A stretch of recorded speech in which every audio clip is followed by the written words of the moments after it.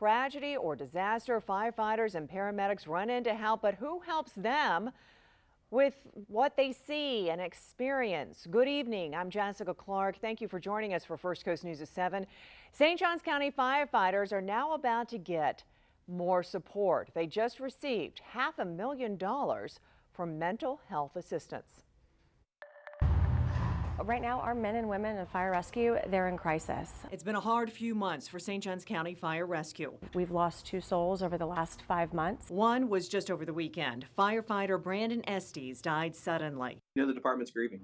Already in the works, but not yet approved, was a program to provide mental health assistance to the men and women of the St. Johns County Fire Rescue Department. Tuesday, the County Commission approved $500,000 to make that happen. When you're in this job and you're in this field, you are experiencing and seeing things that not everyone sees.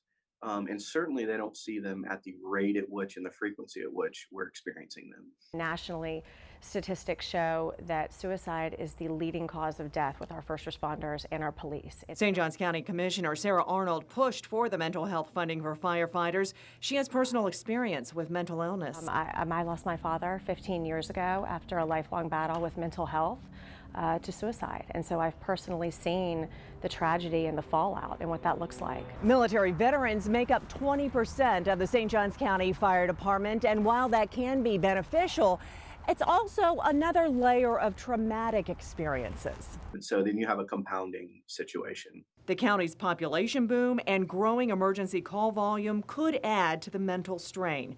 Meanwhile, the flag flies at half-staff, remembering a colleague this department lost. And if you or someone you know is in crisis, you can call or text 988 to reach the Suicide Prevention and Crisis Hotline. Again, the number is 988, and it is available 24/7.